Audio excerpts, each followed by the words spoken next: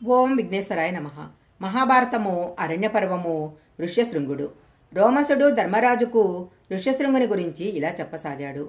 ధర్మరాజా, కశ్యపుని కుమారుడు విభాండకుడు. అతడు ఒకరోజు సరస్సులో స్నానం చేస్తున్నాడు.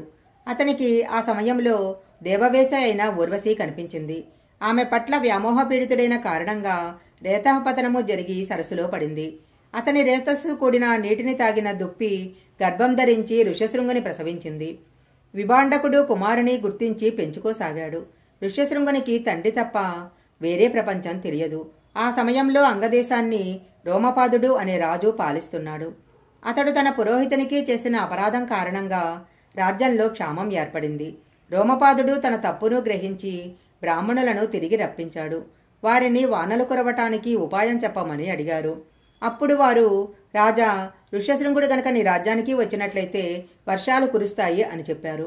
రోమపాదుడు ఋష్యశృంగుని రాజ్యాన్ని రప్పించటానికి కొంతమంది వేసలను పంపించాడు. ఒకరోజు విభాంకుడు ఆశ్రమంలో ఋష్యశృంగుని వదిలి పండ్లు సమిదలు తీసుకురావటానికి వెళ్ళాడు. ఆ సమయంలో రోమపాదుడు పంపిన వేష ఆశ్రమానికి వచ్చింది. ఋష్యశృంగుడు ఆమెను తనలాగే ఋషికుమారుడు అనుకుని ఆమెకు అతిథి సత్కారం చేశాడు. ఆమె ఋష్యశృంగునితో తనతో స్నేహం చేయమని అడిగింది. ఆ తరువాత ఆటపాటలతో అలరించి తిరిగి వెళుతూ అతనిని తన ఇంటికి రమ్మని ఆహ్వానించింది. ఋష్యశృంగుడు ఆమె జాసలో పడి ఆహార పానీయాలు కూడా జానం మర్చాడు. విభాంకుడు కొడుకు పరధ్యానాన్ని గ్రహించి కారణం అడిగాడు. అప్పుడు ఋష్యశృంగుడు జరిగినది చెప్పగా విభాంకుడు, ఋషులు తపస్సు చెడగొట్టడానికి రాక్షసులు ఇలా మాయావేషాలతో తిరుగుతుంటారు, జాగ్రత్తగా ఉండు అన్నాడు. మరునాడు కూడా వేష విభాంకుడు లేని సమయం చూసి ఆశ్రమానికి వచ్చింది. ఆమె మోహంలో పడి ఋష్యశృంగుడు ఆమె వెంట అంగరాజ్యానికి వెళ్ళాడు. ఋష్యశృంగుని రాకతో అంగరాజ్యంలో వానలు కురిశాయి. రోమపాదుడు సంతోషపడి తన కుమార్తె శాంతను ఋష్యశృంగునికి ఇచ్చి వివాహం చేశాడు. విభాండకుడు ఆశ్రమంలో కుమారుని జాడ లేకపోవడంతో వెతుక్కుంటూ అంగదేశానికి వచ్చి అక్కడ కొడుకు కోడలని చూసి సంతోషించి వారిని తన ఆశ్రమానికి తీసుకువచ్చాడు అని చెప్పాడు. ఆ తరువాత ధర్మరాజు కళింగదేశంలో ఉన్న వైతరిణి నదిని దర్శించాడు. అక్కడ నుండి మహేంద్రగిరి వెళ్ళాడు.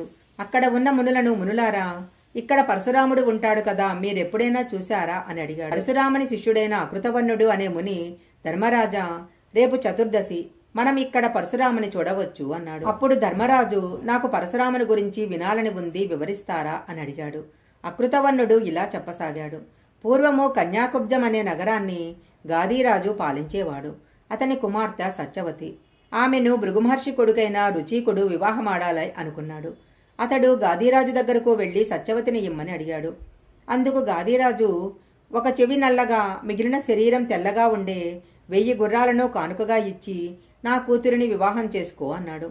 రుచీకుడు అలాగే అని చెప్పి వరుణుని ప్రార్థించాడు. అప్పుడు గంగానది నుంచి 1000 గుర్రాలు రుచీకుని కోరిక మీద పుట్టాయి.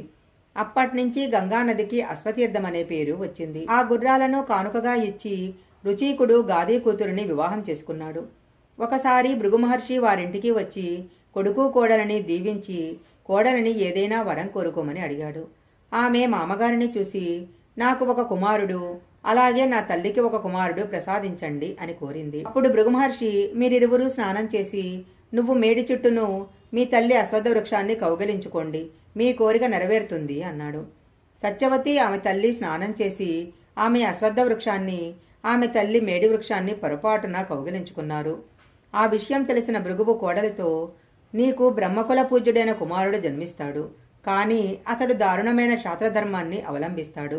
నీ తల్లికి ఒక క్షత్రియ కుమారుడు జన్మిస్తాడు, కానీ అతడు మహాతపస్శాలి, బ్రహ్మజ్ఞాని అవుతాడు అన్నాడు. అప్పుడు సత్యవతి దారుణమైన శాస్త్రధర్మం తన కుమారునికి లేకుండా తన మనమడికి రావాలని కోరుకుంది. భృగువు అలాగే జరుగుతుందని చెప్పి వెళ్ళిపోయాడు. సత్యవతి గర్భం ధరించి జమదగ్ని అనే కుమారుని కన్నది.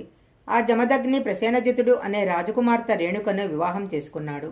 వారికి రుమన్మంతుడు, సుషేనుడు, వసుడు, విశ్వావసుడు, రాముడు అనే కుమారుడు కలిగారు.